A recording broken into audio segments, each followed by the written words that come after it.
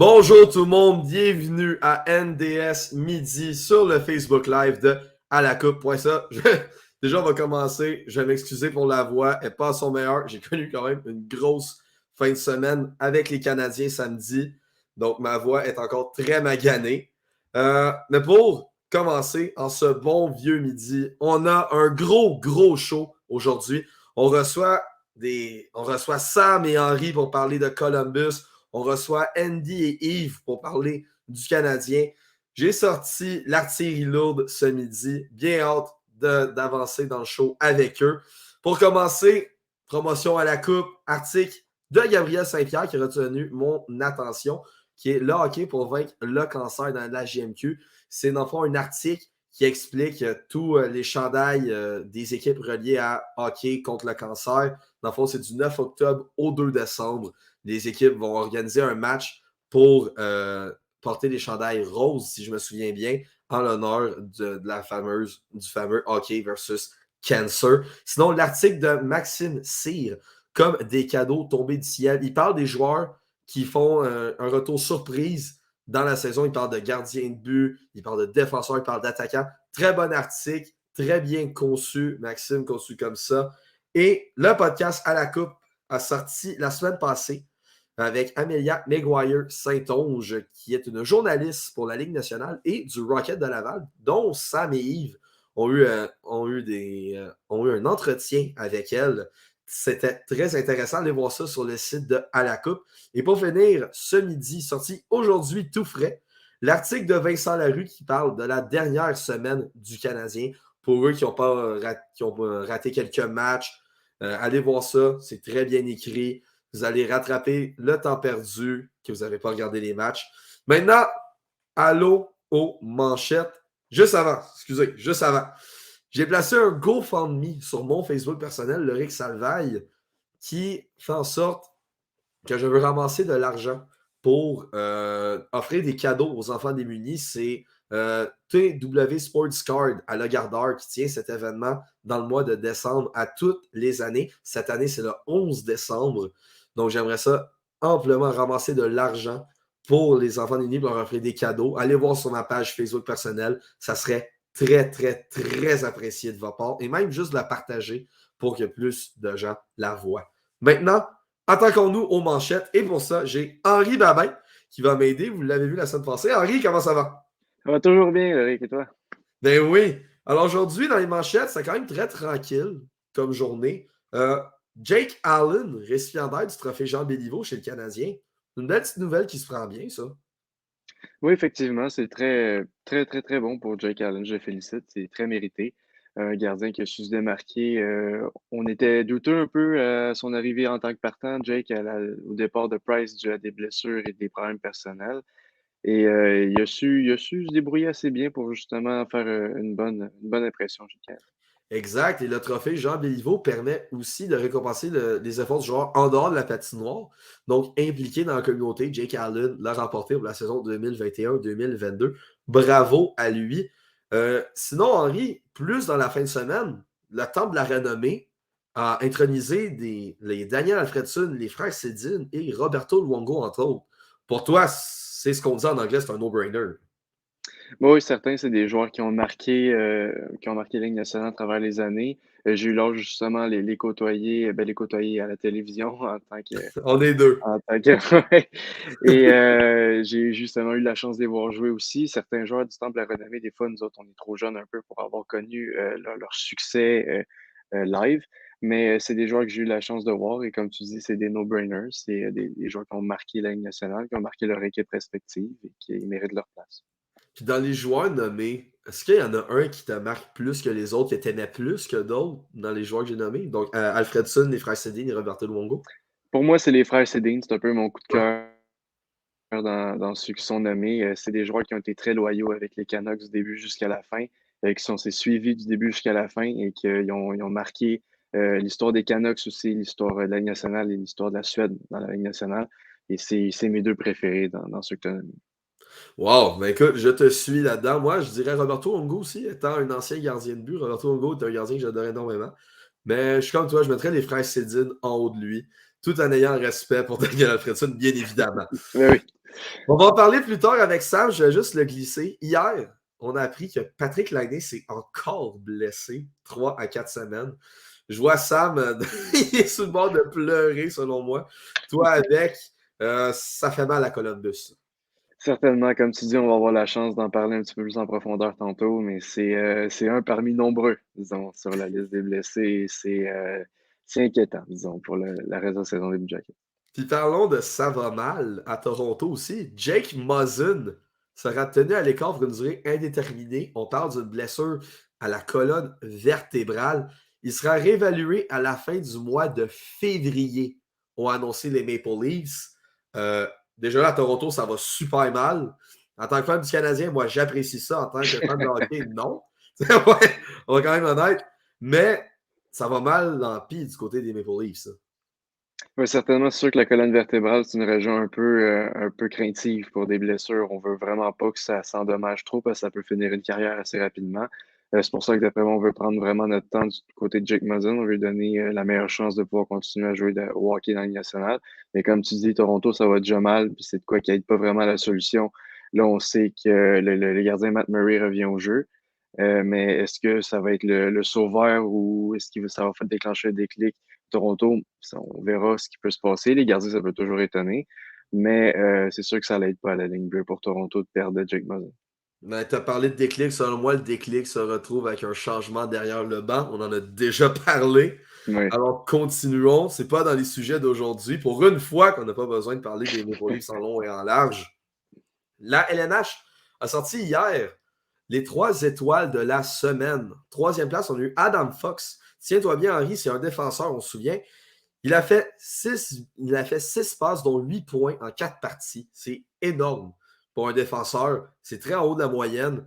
Il a notamment inscrit le but victorieux dans les 2 victoires des Rangers aussi. Quand on parle d'un joueur clutch, Adam Fox peut en faire partie.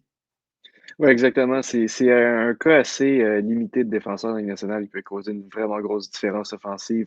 C'est très amusant de voir Carson cette année qui peut en faire partie. Mais Makar et Fox sont des noms qui me viennent beaucoup en tête quand on parle de défenseurs qui peuvent marquer une très grande différence en termes de points dans une équipe. Et c'est tout à son mérite de se retrouver dans les 3 étoiles de la semaine.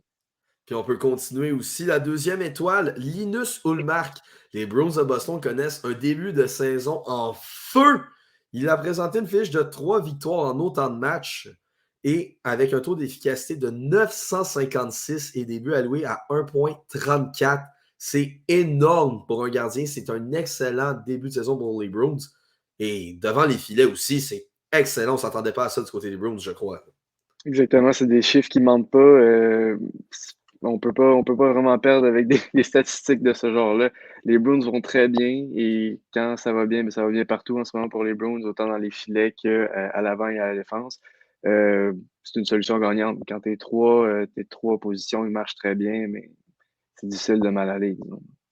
Exact. Et pour la première étoile, Mikko Rantanen de l'Avalanche du Colorado, il a inscrit 3 buts et avancé 4 mentions d'aide en 2 matchs avec l'Avalanche. On le sait que c'est très intéressant de voir le Colorado aller dans le style de jeu, tout ça, mais faire 7 points, 3 buts qu'à passe, faire 7 points en 2 matchs, c'est toujours très, très, très étonnant. Mais maintenant, Henri, c'est le temps de lâcher l'univers NDS et aller dans celle-là de la coupe. On accueille Sam avec nous qui va nous parler des Blue Jackets de Columbus. Les gars, vous êtes 2 grands fans de Columbus. Je pense que c'est 2, vous êtes allés en Ohio aller voir des matchs de la formation. Mais là, je pense pas que ça vaut le détour en ce moment. J'arrive de là. Je suis allé il y a 2 semaines à Columbus. Mais je pense que peu importe le match que tu vois dans la nationale, ça vaut le détour, même si ils perdent. Mais moi, j'avais eu un bon match quand même. Fait que si on des Pingouins en plus, l'ambiance était quand même très bonne avec les fans des Pingouins, malheureusement, qui étaient partout à l'arena. Mais non, c'est ça. C'est sûr que c'est pas. J'aurais même eu aller en série contre le Lightning, madame, mais on est habitué des déceptions à Columbus quand on commence à être habitué. Ah ouais! Mais tu sais, les gars, je ne veux pas encore plus vous décourager, mais on est loin des attentes. Là. On est sur une équipe qui est derrière de la métropolitaine, 31e dans la ligue. Les Coyotes de Yves sont en haut de vous. On s'entend que c'est quand même très triste. ce qui se passe à Columbus, mais il y a des excuses qui se passent. La situation des blessés, elle est incroyable. Henri, je te laisse commencer. Columbus sans Patrick Laine, Voracek, Bogvis, Werenski et tout autre blessé, c'est pas les mêmes Blue Jackets. Ça.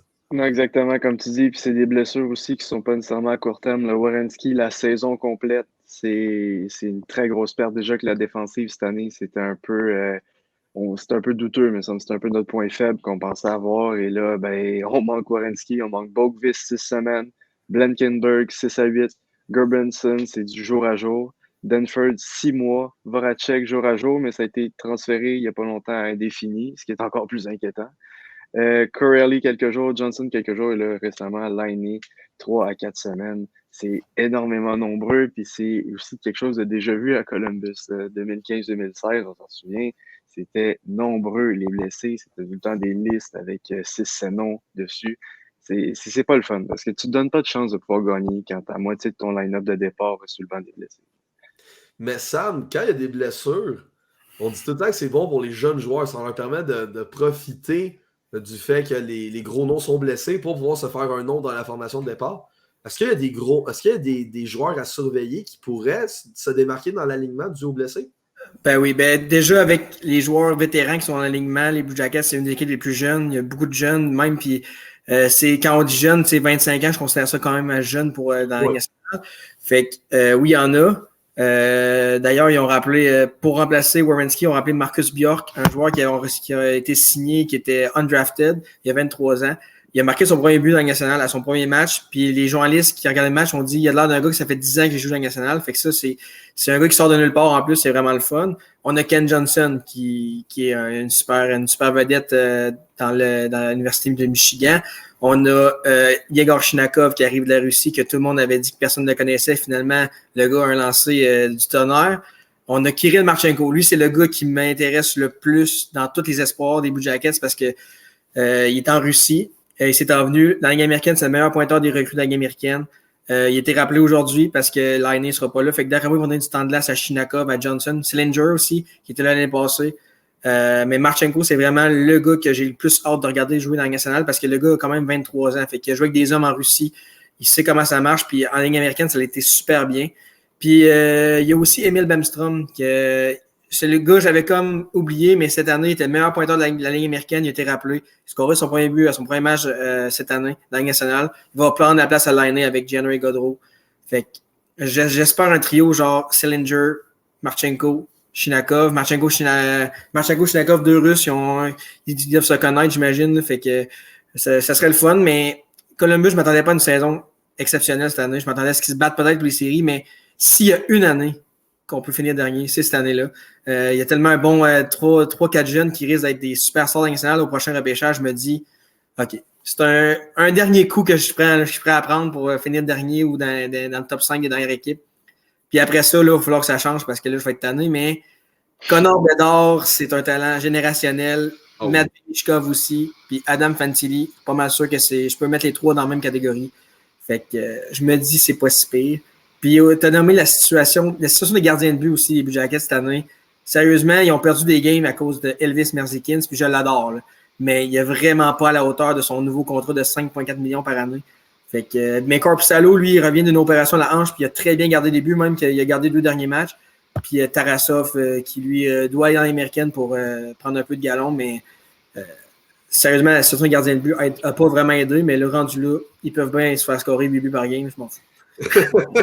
Puis, les gars, on a vu à Columbus que malgré l'équipe en santé, on dirait qu'il y a un problème de cohésion sur la glace. Il y a de quoi qui ne marche pas, même quand l'équipe est en santé. Bon, ça a été quoi? Même pas une game, parce que Patrick Laine s'est blessé au premier match. Mais on s'entend, il y a un problème qui se passe à Columbus et c'est pas juste les blessés. Il y a de la cohésion. Il y a de quoi qui manque. Henri, selon toi, c'est quoi d'autres les problèmes à part les blessés? Je pense que Sam va me rejoindre là-dessus, mais moi, je pense qu'en arrière du banc, il y en a un gros problème. Puis c'est un système de jeu qui est difficile à voir. J'ai ça noté avec moi là, sur les 14 games que Columbus a joué. 7 d'entre eux, on a accordé plus de 30, entre 30 et 40 buts. 3, plus de 40, et entre 40 et 50, pardon, et une seule au-dessus de 50 lancés d'accordés. C'est incroyable. C'est incroyable, sans compter le power play. Le power play, 8,1%, 32e dans la Ligue nationale. La moitié des équipes de la Ligue américaine ferait mieux que nous autres en ce moment. Le Canadien a un meilleur power play. Ah ouais, non, je te jure, ça a pris 24 power play, je pense, avant qu'on score notre premier. Si je me trompe pas. C'est énorme. Les buts pour 2,71 par match, 26e dans la Ligue, et buts contre 4,36 de moyenne par match, 31e dans la Ligue nationale. Ça va juste pas. C'est pas le club, d'après moi, c'est un système qui est intégré, qui marche vraiment pas. Les gars, ils veulent pas. Le leadership a pas l'air de marcher autant qu'il faudrait. Fait que d'après moi, la Cooper qui a à faire, c'est en arrière. Puis là, Henry a amené le système de jeu est à retravailler, même à changer. Sam, as-tu des idées sur qu'est-ce qui sera changé dans le système de jeu, à part les lancers au filet? Est-ce qu'il faudrait avoir une tactique plus offensive, plus défensive? Selon toi, c'est quoi la solution pour le système de jeu? Ben, je pense que le problème du système est général parce qu'un système de jeu, c'est pas juste une partie, c'est avantage numérique, désavantage numérique, tu joues d'une façon. Tu joues en défensive, quand tu joues d'une façon, puis en une contre-attaque aussi, il y a des équipes qui le font différemment. Moi, je suis d'accord avec Henry. J'avais fait un TikTok dernièrement sur Brad Larson. J'ai rien contre le gars. Le gars était assistant coach avant, puis il aurait dû rester assistant coach. Puis on a vu à quel point John Tortorella, son système, il était parfait. Un système plus défensif, mais on a vu qu'aussitôt quand il est parti, là, ça marchait plus. Là. Fait que c'est soit que les joueurs achètent pas le système, ou soit qu'ils le comprennent pas. Moi, je pense qu'ils le comprennent pas parce que c'est pas un système national. Fait que oui, je changerais d'entraîneur. Mais moi, comme tu as parlé, là, je pense plus que c'est le système défensif qu'il faut travailler. Parce qu'à l'attaque, les gars, ça marche, c'est de la créativité. Souvent, les gars, ils se connaissent pas aussi. Tu sais, Johnny Gaudreau n'a jamais joué avec Patrick Laine. Puis Chris, il n'a pas joué longtemps non plus, là, on va se le dire. Il n'a pas joué longtemps avec Boone Jenner non plus. Tu sais, c'est un nouveau système, une nouvelle équipe pour lui, que ça prend de l'adaptation. Puis là, il change d'allié à chaque match. C'est dur, mais c'est surtout défensivement, ils ne sont pas capables de sortir la rondelle de la zone. Puis ils font des erreurs là, niaiseuses, des passes, des mauvaises passes, puis ça fait tu sais, comme je disais, Merzlikins n'a pas été bon, mais il y a des buts à un moment donné, tu peux pas tout arrêter. Là. Quand le gars est tout seul dans le slot, dans la nationale, c'est rare que le goaler l'arrête. Là. Fait que, je pense que moi, je donnerais une chance à Pascal Vincent comme coach en chef pour le reste de l'année, montrer ce qu'il a prouvé, parce que là, il est entraîneur associé. Fait qu'il doit s'occuper du powerplay un peu, mais il doit avoir, Brad Larson doit avoir le dernier droit sur tout. Fait que moi, j'essaierais ça. Il n'est pas payé cher tant que ça. Fait que moi, c'est ça que je ferais. Mais je pense que là, à cause que là, il y a des blessures, ils vont le laisser là. Puis là, ils vont le rester l'année prochaine. Puis je pense pas que ça va marcher plus. Ça, c'est ma plus grande crainte avec les Blue Jackets. C'est pas qu'ils finissent dernier, c'est le coach. Puis on se souvient que tu as nommé Pascal Vincent, qui est un excellent point. C'est pas la première fois que son nom est relié à une équipe de Ligue nationale. Quand les Jets ont perdu leur coach, les gens regardaient Pascal Vincent. Quand le Canadien a congédié Dominique Ducharme, les gens parlaient de Pascal Vincent. Même quand ils ont congédié Claude Julien, les gens parlaient de cet entraîneur-là. On dirait qu'il a tellement un beau potentiel, mais aucune équipe le veut comme entraîneur-chef. C'est assez bizarre. Donc, selon toi, à Columbus, il mériterait sa chance? Ben, moi, je donnerais, là, je veux dire, j'ai pas été les entrevues, mais à Columbus, pour le poste d'entraîneur-chef, il était vraiment genre entre lui et Brad Larson. Puis ils l'ont rappelé, ils ont dit on t'a vraiment aimé puis tout, mais on aimerait se donner la chance à Brad parce que ça fait comme 8 ans qu'il est avec l'organisation. Fait que je comprends ça. Mais il a accepté le poste d'entraîneur associé. Puis il a été interviewé pour le poste des Jets aussi. Finalement, ils ont décidé d'aller avec Rick Bowness. Mais moi, je donnerais sa chance. Je veux dire, le gars l'a jamais eu. Là. Mais ça coûte rien de lui donner sa chance. Mais tu sais, ça dépend. Si les gars aiment vraiment Brad Larson, je suis pas dans le vestiaire. Là. Il a l'air vraiment d'un bon gars, mais ça dépend. Je pense que Jarmo Kekalainen devrait peut-être sonder dans son vestiaire avec les vétérans, les jeunes joueurs. Est-ce que vous aimez la manière qu'il coach? Parce que c'est le temps de faire un changement. Là. On s'entend qu'il n'y a rien qui va se passer à Columbus. Là.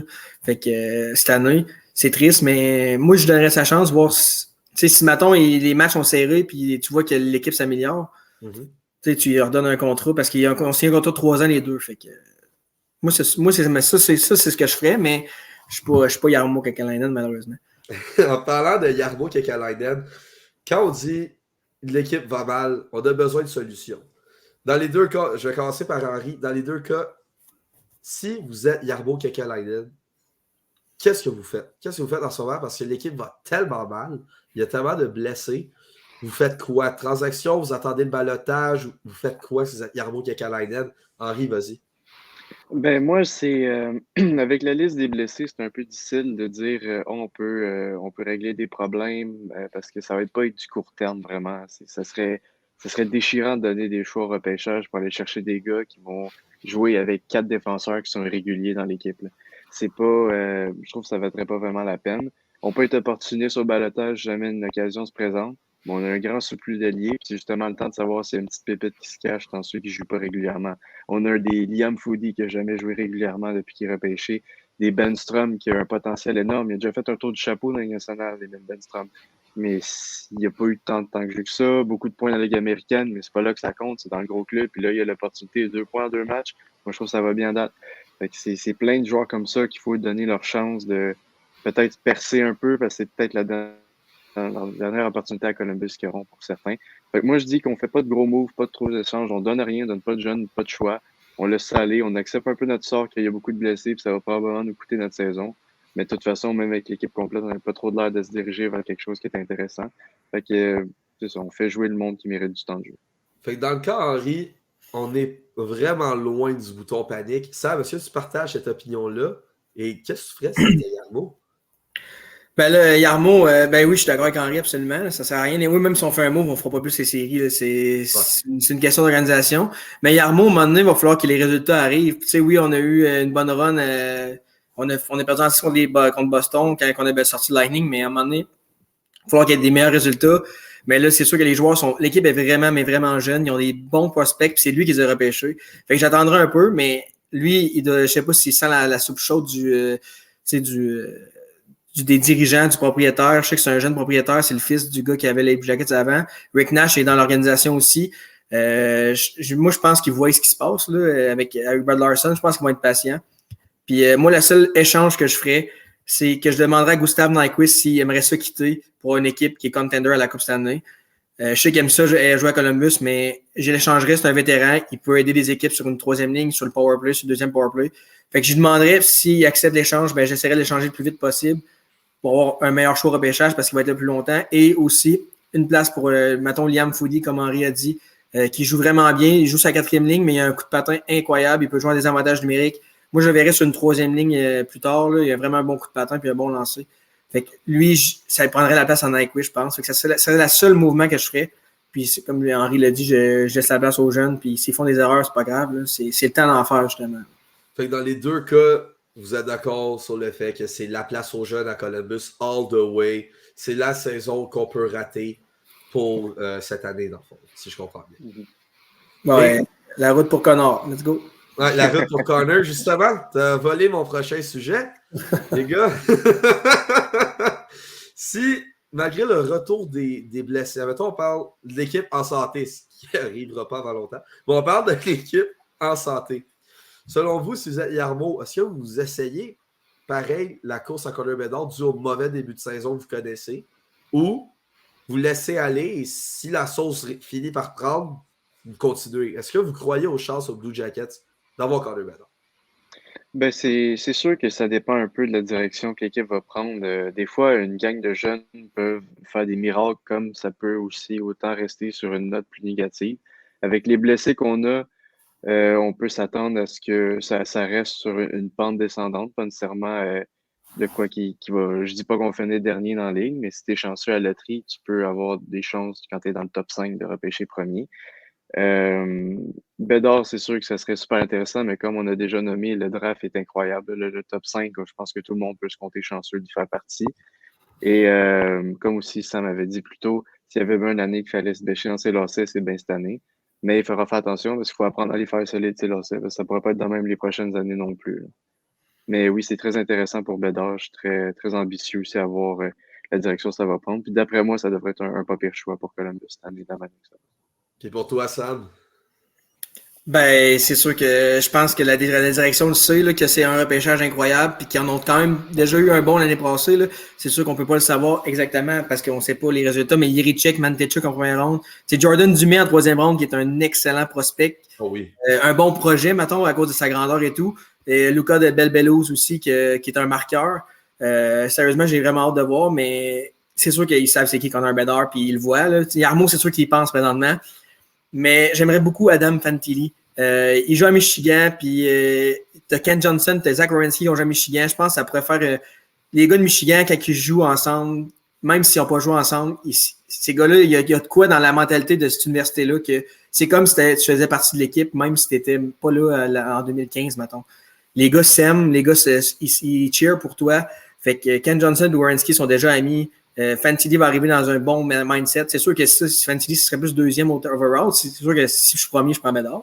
Mais j'ai vraiment hâte de voir. Puis moi, je pense pas qu'on va finir premier, qu'on va choisir premier parce que je pense que Columbus, les 2 derniers matchs, là, ça a quand même bien joué. Ils ont quand même bien joué. Fait que je pense qu'ils vont peut-être finir genre 28e, 29e, 27e.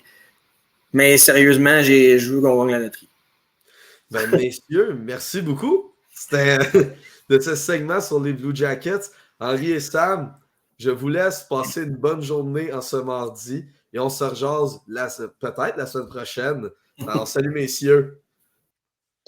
Alors, de notre côté, on continue le show, mais avec d'autres invités pour parler du Canadien de Montréal. Alors, j'ai Andy Saucier avec nous de À la Coupe et Yves, que vous voyez à tous les jeudis sur le podcast À la Coupe. Salut messieurs! Salut! Comment ça va? Moi, ça va très bien. Andy, il va falloir que tu actives ton micro parce que ton micro est fermé, mon beau. C'était mon préféré. Bonjour! What's Salut, up? Andy! Ça va bien, les boys? Ben oui! Alors les gars, je vous ai envoyé les sujets sur le Canadien. Il y en a beaucoup aujourd'hui à parler. Vendredi, à BPM Sport, j'ai eu la chance d'écouter ça de mes propres oreilles au studio.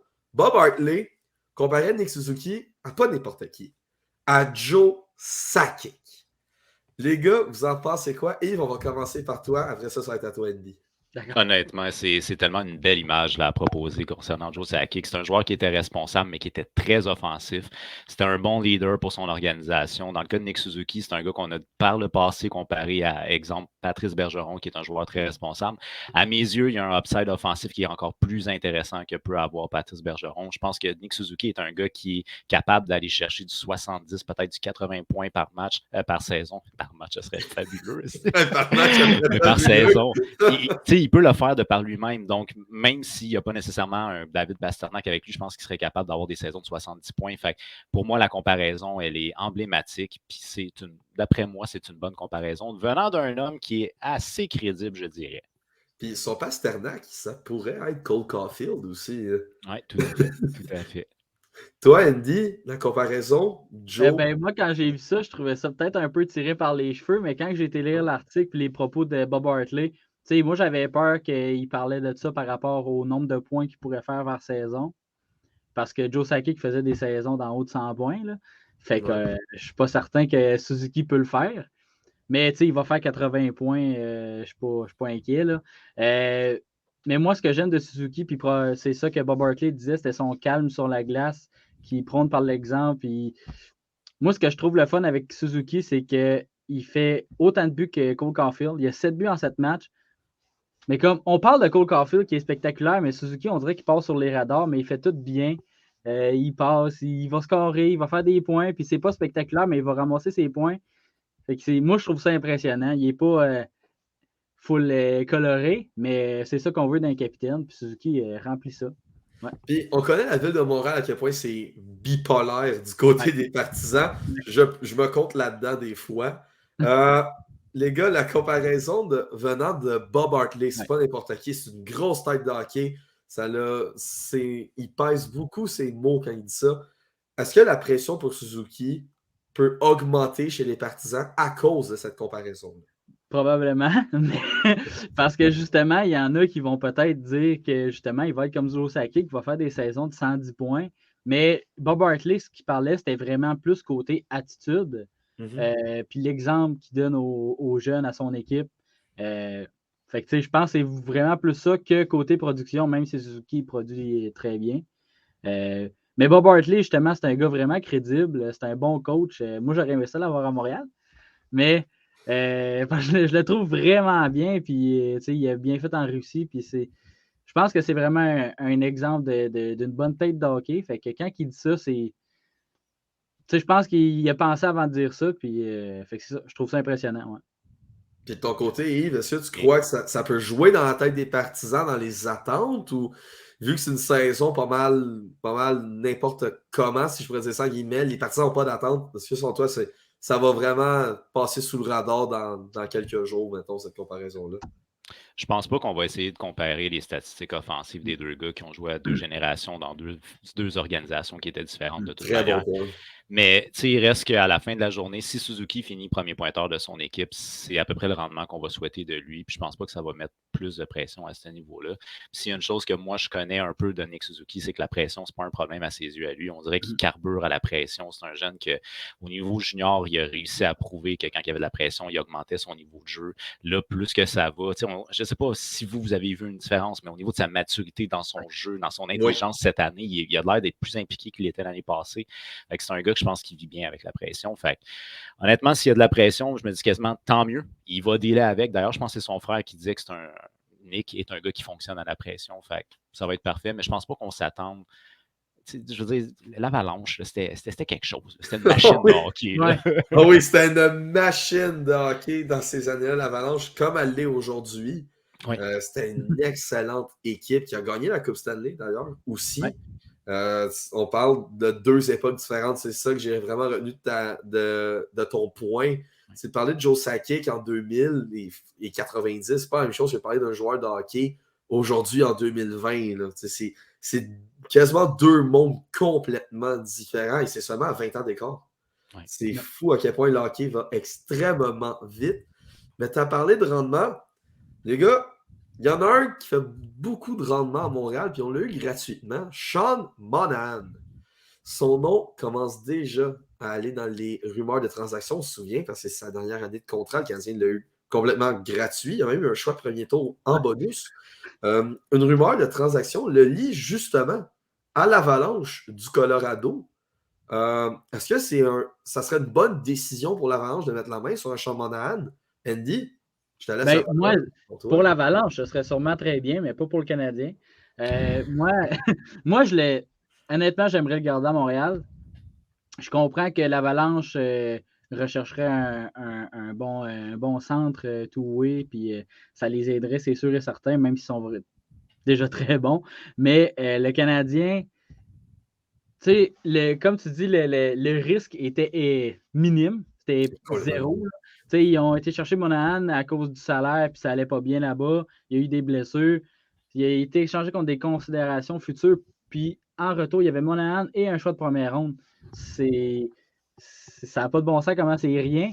Mais Monahan, je l'aime bien. Je l'aimais à Calgary. C'est sûr qu'il y a eu des blessures. Il y a eu des problèmes avec Daryl Sutter. Mais ce gars-là, on le sait qu'il est capable de produire. Je pense qu'on se rappelle tous du duo quand il faisait Monahan et Johnny Gaudreau. Ça allait vraiment bien. Je peux pas croire que tout ça est parti, surtout que le gars, il n'a même pas 30 ans. Moi, je crois encore en ce gars-là. Il faut qu'il retrouve ses moyens. Il est en train de les retrouver. Moi, je pense qu'on devrait le garder à Montréal, surtout que je pense qu'on espérait en allant chercher Kirby Dach qui pivote au centre. Ouais. Mais là, il a l'air plus d'aller à l'ailier. Oui, c'est ça, d'aller à l'aile. Fait que si on peut le garder à l'aile, puis mettre Monahan au centre, puis après ça, Dvorak, puis tout, je pense que de même, ça serait bien placé. Fait que c'est ça. Moi, je le garderais, mais je comprends Colorado d'être intéressé. Et Yves, avant de te laisser sur le sujet de Monahan au Colorado, est-ce que tu vois que si le Canadien perd Monahan, ça perd un peu de leader dans le vestiaire, le Canadien a une jeune équipe. Est-ce que perdre un mentor comme Monahan pourrait faire mal aussi aux Canadiens? Ben là, la question est de savoir c'est quoi leur plan. Est-ce qu'ils ont l'intention de leur signer ou non? Parce que là, si tu l'amènes jusqu'à la date limite des transactions, ils vont avoir fait le gros de la saison. Est-ce que c'est vraiment un gros manque? Si tu vises faire les séries, je vais te dire que oui. Si tu dis, ben, on va au maximum qu'on peut, je te dirais que non. Mais tu sais, en ce moment, pour ce qui est de la production offensive, ça peut être intéressant d'avoir encore Sean Monahan pour le temps qui lui reste. Est-ce qu'à long terme, je bâtis alentour de ce gars-là? Moi, ma réponse serait non. Mais tu sais, je pense que oui, c'est un leader en ce moment, puis c'est un gars qui a fait face à beaucoup d'adversités. Andy en a parlé un peu, mais c'est un gars qui vient de loin. Là. Fait que, tu sais, c'est bon pour les jeunes de montrer que quand tu mets les choses à la bonne place, des fois, ça ne marche pas dans certaines organisations, tu essaies ailleurs, puis tu joues tes dés au bon moment, puis tu peux avoir encore une deuxième souffle à ta carrière. Donc, selon toi, est-ce que le Canadien devrait le donner ou c'est vraiment ça va jouer à la date limite des transactions, cette option-là? Ben c'est ça va être à voir qui va être prêt à donner. Parce que Sean Monahan, on parle, encore là, Andy, on a parlé, mais c'est un gars qui a connu tellement des beaux moments à une certaine époque. Donc, on sait qu'il y a un côté offensif. C'est un gars qu'on sait qui peut backer. C'est un gars qu'on sait qui peut patiner. Fait que moi, si tu me parles de l'Avalanche du Colorado, ça serait parfait. Ça donnerait une profondeur au niveau de leur ligne de centre. Puis si c'est Ouais. une organisation qui veut aller encore à la Coupe Stanley, moi, si l'offre est bonne, pourquoi pas? Est-ce que tu vas bâtir avec Sean Monahan? C'est ça la question. Donc, s'il est dans tes plans à très long terme, ben là, non, mais si tu ne comptes pas bâtir alentour de lui, si tu veux rentrer des jeunes au centre, ben, c'est une belle monnaie pour un autre jeune. Oui, je suis très d'accord avec toi. Sean Monahan, avec la production qu'il fait en ce moment, excellent choix de la part de Kent Hughes. Pour l'instant, c'est un magicien. Je pense que les deux sont d'accord avec moi là-dessus. Ouais. On va voir si ces décisions magiques vont continuer. À date, même avec Kovacevic, ça va super bien. C'est à voir et on va le savoir ce soir si les bonnes décisions continuent. Quand le Canadien affronte une des puissances de la Ligue nationale de hockey, on parle des Devils du New Jersey. Les gars, on s'attend que le match-up va être très compliqué. Et ça va nous amener à notre débat aussi que j'ai décidé de rajouter, parce que j'ai vu que je l'avais oublié. Est-ce que vous donnez le départ à Jake Allen ou à Samuel Montembeault? Débat qui fait rage dans les derniers jours à Montréal. Qui a le départ? Selon vous, est-ce que le Canadien est mieux de garder Allen premier ou Montembeault pour avoir un petit peu plus de départ? Ben, moi, je pense que tu gardes Jake Allen, ton premier gardien. En plus, qu'il y a eu une prolongation de contrat, il n'y a pas eu si longtemps que ça. Moi, je pense que Samuel Montembeault a beaucoup de succès en ce moment, puis c'est vraiment le fun. Je suis vraiment content pour lui, surtout qu'il y avait eu des problèmes un peu de constance et tout. Puis des fois, quand il se fait accorder un but, tu sais, là, on se dit, bon, on va voir comment il va se comporter. Mais Jake Allen reste ton gars de confiance, en tout cas de mon côté. Fait que moi, j'irai avec Jake Allen.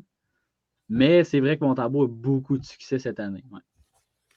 Toi, Yves, de ton côté, avant de vraiment plonger dans l'avant-match, qui est ton partant aujourd'hui? Moi, je crois à une philosophie plus comme les Bruins de Boston. Il va avec le gardien de but qui est hot en ce moment. Puis le gardien de but qui est hot en ce moment, c'est Samuel Montembeault, c'est pas Jake Allen. Jake Allen, il est pas fini. Il va revenir dans la saison, c'est sûr et certain. Fait que tu y vas justement avec un gars qui va bien en ce moment. Puis on parle de constance du côté de Samuel Montembeault depuis qu'il est en Floride. Comment tu veux qu'il y ait une constance si tu le fais gauler un match sur 4? Il faut qu'il le fasse sur une base régulière. Fait que pour moi, si Montembeault, il se plante en un match, pas de problème, Jake Allen va revenir et vice-versa. J'y vais avec Montembeault. Oh, tu vas avec Montembeault. Ben, j'aime ta philosophie d'aller du côté des Blues de Boston. C'est quelque chose qui n'avait pas frappé encore. Bon, c'est aussi notre adversaire, mais il faut bien donner leur dû. Ils gèrent très bien les gardiens de but et on en parle. Selon moi, au dernier match contre les Pingouins, Jake Allen n'a pas joué son meilleur match. C'est un match quand même chancelant. Il y a eu des belles opportunités du côté des Pingouins aussi. Si on y va du côté du gardien le plus hot en ce moment, c'est Montembeault. Les statistiques le disent. 2,38 en termes de buts alloués et 930 d'efficacité. C'est dans les tops de la Ligue nationale. Je crois pour affronter les Devils, j'y vais du côté de Yves avec Samuel Montembeault. Mais je suis d'accord avec le fait que Jake Allen doit rester numéro 1 à cause de la prolongation de contrat, bien évidemment, et il va revenir en force durant la saison. Maintenant, les gars, allons du côté des Devils. Les Devils, on parle d'une équipe 3e au rang de la Ligue nationale de hockey. Ils sont 7e dans les buts marqués, 5e en défense. Ils sont 19e en avantage numérique et 15e en désavantage numérique. À regarder ça, faut pas laisser les Devils trop jouer dans notre zone. Non. Non. Ouais, c'est une équipe qui surprend, je pense, cette année, mais ouais. Elle a un talent de jeune qui est exceptionnel. Fait que, c'est une organisation qui n'est pas à prendre à la légère parce qu'on ne sait jamais quand ils vont éclore vraiment comme du monde. Puis peut-être que cette année, c'est leur année. Je leur souhaite bien. Ça fait un bout de temps que c'est difficile. Puis, garde, oui, on va jouer ses talons, mais en même temps, on est deux équipes qui veulent aller vers l'offensive. Fait que ça va faire un beau match-up divertissant pour les fans. Puis, ouais, ça devrait être un très bon match. Tu vois ces stats-là, à 5 contre 5 surtout, si tu es Martin Saint-Louis, est-ce que tu changes un peu ta façon de jouer ce soir? Ouais, vas-y, Andy, écoute, sans toi à l'aise. Ben, si tu changes ta façon de jouer, je sais pas. je sais pas, je pense que Martin Saint-Louis, il a un système de jeu qui est offensif, puis ça a apparu contre les Penguins de Pittsburgh. Ouais. Peut-être qu'il va falloir que tu resserres la défense parce que mettons, le top 6 des Devils est très rapide, très talentueux. Moi, je vois un Jack Hughes en mission cette année, il est vraiment solide. Il y a Jasper Bratt qui est vraiment sous-estimé. Vraiment, vraiment. Il y a eu une éclosion l'année passée, c'était fou, mais c'est ça. Mais je pense pas qu'il va changer vraiment son système, mais clairement qu'il va devoir resserrer la défense parce que ça va partir vite dans la zone adverse, j'ai l'impression. Là. Et pas juste ça, ça va menacer énormément. En but marqué par match, on parle de 3,67. On frôle le 4 buts par match du côté des Devils. C'est fou à quel point, personnellement du moins, je ne m'attendais pas à une aussi grande position de la part des Devils. Non. Je pense, regardez Yves, je pense pas que je suis ça. C'est ça. Mais les Devils, là, pour être honnête avec toi, Loric, ça fait une couple d'années que j'y regarde puis que je me pose la question. Je me dis, le talent, il est là, mais ils sont jeunes. Puis je me pose la question, c'est quand qu'ils vont éclore? Parce qu'à un moment donné, il va bien falloir que ça parte, là, cette histoire-là. Puis si cette année, c'est leur année, ben tant mieux parce que ça fait un bout de temps pour eux autres que c'était difficile. Exact. Et tu as parlé de difficile. C'est difficile devant le filet du côté des Devils. Chaque équipe a leur point faible. Du côté des Devils, c'est les gardiens de but. Vitek Vanecek a un taux d'efficacité de 909. C'est bien. C'est bien pour les standards de la Ligue nationale, mais c'est pas extrêmement bon. Et du côté de Mackenzie Blackwood, on parle de 880 d'efficacité dans les buts. S'il y a bien une chose qu'il faut retenir pour les Canadiens, c'est qu'il faut tirer au filet. Oui, ben ça c'est sûr, mais le Canadien, depuis le début de la saison, tire beaucoup. Ça tire beaucoup du côté du Canadien. Fait je pense que ça va être encore ça. Ça va être encore ça ce soir. Mais c'est ça. Ça va être difficile quand même. Ça va être un match difficile. Mais oui, c'est ça. Mais il va falloir. Ça dépend de qui va être le gardien partant. Mais c'est vrai, Blackwood, il a un mauvais début de saison, mais je pense qu'il va se reprendre. Puis, si on regarde la statistique, selon moi, celle-là qui est le plus à exploiter du côté du Canadien, on commence à le faire, c'est l'avantage numérique. On affronte la 15e des avantages numériques. C'est pas le meilleur, c'est pas le plus mauvais, mais ça veut dire qu'il y a certains désavantages numériques qui vont être chancelants peut-être plus que d'autres dans le match. Du côté des Devils, selon moi, ce qui est vraiment attaqué du côté du Canadien, c'est par l'avantage numérique. À regarder ça. Oui. Écoute, moi, le point que je retiens, c'est que c'est deux équipes qui vont être portées vers l'attaque. Donc, ça risque d'être un jeu qui va être ouvert. Puis, si les deux équipes à 5 contre 5 s'attaquent mutuellement, ben, ton avantage numérique va être ton arme fatale. Du côté du Canadien, ça a été long avant que l'avantage numérique parte, mais là, il a l'air d'être parti. Et si ça va continuer dans ce sens-là, c'est là que tu vas gagner tes matchs. À 5 contre 5, les deux équipes s'attaquent. Puis, quand tu es à 5 contre 4, c'est là que tu en profites. Fait que je pense que l'organisation du Canadien, pour les unités spéciales en tout cas, est peut-être mieux grillée que l'organisation des Devils. Puis ça va être un match qui va être divertissant. Je suis convaincu que ça va être un match qui va être ouvert puis ça va être des relances continuelles. Ah, pour vrai, ça va vraiment être un bon match demain. Andy, Yves en a glissé un mot. Le Canadien, ça a pris du temps avant d'avoir son avantage numérique établi. On parle de 2 semaines et demie. Le Canadien était le pire avantage numérique ou proche de l'être à 8%. Maintenant, on est à 16,3, 27e rang dans la Ligue nationale de hockey. Pour toi, ça a été quoi les changements que le Canadien a effectués pour avoir une belle recette? C'est probablement l'ajout d'Arber Jekai en deuxième vague de Powerplay. Non. Moi,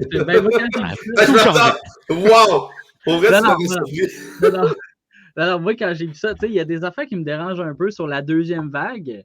Mais tu sais, je comprends que c'est des gars offensifs, puis des gars comme Mike Hoffman, son atout, c'est le tir. Il n'a que ça. Mais je sais pas. Honnêtement, je ne saurais pas ce qui est arrivé, mais je pense qu'il y a beaucoup plus de confiance. Je pense que les gars jouent avec encore plus de plaisir sur la glace. C'est ça que j'ai vu dans les derniers matchs. Je trouve qu'ils ont plus de fun. Il y a le premier trio aussi avec Dak, Suzuki, Caulfield qui a comme débloqué ensemble. Puis ça se poursuit en avantage numérique. On tire plus au filet. Je pense que c'est vraiment ça la clé en avantage numérique. Là, je comprends qu'il faut bouger la rondelle, essayer de déplacer les joueurs adverses, mais tire au filet. Il va y avoir des rebonds, il va en avoir. Puis c'est ça qui est arrivé contre Pittsburgh. C'est avec ça qu'on est égalé et qu'on a été en prolongation. Fait que, moi, la clé, c'est tirer, puis je pense que c'est ça qu'il faut. Ouais, le point que je verrais, moi, c'est peut-être... Ouais, vas-y. Ouais, la confiance. je pense, puis Andy le soufflait un peu, mais la confiance a changé du côté du Canadien. Puis quand la confiance change, ben, ta passe et sa palette, puis ton tir est dans le cadre. Fait que c'est ça qui fait que l'organisation n'était pas nécessairement terrible, mais elle n'était pas capable de trouver sa cohésion, son bon timing. Aujourd'hui, on a beaucoup de confiance du côté du Canadien. On a trouvé, moi, j'ose dire qu'on a trouvé 2 trios, là, parce que oui, on a le premier trio qui fait beaucoup de points, mais le trio de Gallagher, Dvorak va bien aussi. Hoffman, que aime pas, il est sur une bonne séquence en ce moment. Fait que, tu sais, l'équipe actuellement a un élément de confiance qui fait qu'assurément, ça a un impact sur toutes les performances. Combien de fois est-ce qu'on a vu des organisations qui ont eu des bonnes séquences, donc une bonne confiance, et que des statistiques individuelles ont été augmentées de manière monumentale, comme exemple les Golden Knights il y a 2-3 ans? Fait que je pense que le Canadien, en ce moment, c'est un peu ça qu'ils ressentent. C'est un élément de confiance qui est là. Et d'après moi, l'avantage numérique va aller en s'améliorant tout au long de la saison. Et les gars, avant d'aller dans vos prédictions du match de ce soir, Slafkovský revient dans l'alignement, on l'espère du moins. Le Canadien est sur une belle lancée. Est-ce que vous le ramenez dans l'alignement ou vous dites on gagne, je ne touche pas pour l'instant? Tu veux y aller ou je vais? Moi, ça ne me dérange pas. Écoute, Slafkovský, honnêtement, il y a eu ces temps de pénalité. Pour moi, il faudrait qu'on le remette. Je ne veux pas le laisser trop longtemps en arrêt. Il y a eu le temps de réfléchir à son geste. Puis je ne pense pas que ton 3e, 4e trio soit si dommageable. Donc, en tant que tel, moi, je le réintégrerais. Là. Je ne sais pas c'est quoi la décision qui va être prise, mais je le réintégrerais. Même chose pour moi. Je pense qu'un jeune, tu sais, Slafkovský est très jeune. Si tu ne veux pas le faire jouer, exactement comme Shane Wright arrive avec Seattle, si tu ne veux pas faire jouer ton jeune du dernier repêchage qui a 18 ans, envoie-les dans les mineurs, envoie-les dans la CHL, fais quelque chose, mais fais-les jouer. Il faut qu'il joue pour qu'il se développe. Il n'apprendra pas tant dans les estrades. Là. On va être honnête. Fait que, puis Slafkovský, c'est une 4e ligne, j'ai de la difficulté. Même si des fois, il y a des moments difficiles. Un jeune pour se développer un peu offensivement, je pense que Slafkovský doit jouer sur au moins les 3 premiers trios. Non, Moi, je suis pas d'accord. Un jeune prospect, c'est une 4e ligne, j'ai beaucoup de misère avec ça. Même si tu lui donnes des petits bonbons là, en powerplay ou des choses comme ça, c'est ça. Moi, je le ferais jouer. Si tu ne le fais pas jouer, envoie-le à l'avant. Je suis bien d'accord avec ça. Et messieurs, le match est ce soir. Vous voyez que nos prédictions, comme je fais à chaque jour de match, qui gagne ce soir et par quel pointage? Moi, j'ai dit que depuis tantôt que ça va être un match ouvert. J'y vais à haut pointage, 5-4. Je me pousse pour une prolongation. J'ai pas confiance au style de jeu défensif des Devils. Le Canadien l'emporte, un but de Cole Caulfield au minimum. Wow! Wow! OK, j'aime ça. J'aime ça. Toi, Andy, quels sont tes Je vais avoir l'air de rien après la prédiction à Yves autant couleur, mais écoute, moi, je vais dire un 4-2 Devils. OK. Puis un très bon match de Jack Eichel. Mais c'est ça, je pense que les Devils vont quand même nous surclasser dans ce match-là. Ouais. Et Jack Hughes, ouais. Jack Eichel. T'as dit Jack Eichel. Et quoi, j'ai dit? Jack Eichel. Et de mon côté... Jack Hughes! Je sais pas pourquoi c'est Jack Eichel, mais Jack Hughes. De mon côté, j'y vais... de mon côté, j'y vais d'un 5-4, mais en faveur des Devils à la régulière. Et ces temps-ci, en termes de marqueurs, je suis 2-2. Donc, je vais y aller avec un but de Jasper Bratt ce soir face aux Canadiens. Je viens de voir ça, messieurs. Merci beaucoup de votre présence sur le podcast. Ça a été très apprécié. Pour nous, on se revoit le mardi prochain. Ratez pas le prochain podcast de À la Coupe en compagnie de Yves, juste ici, ce jeudi 17 novembre. C'était NDS midi. Et sur ça, passez une excellente journée tout le monde. Salut!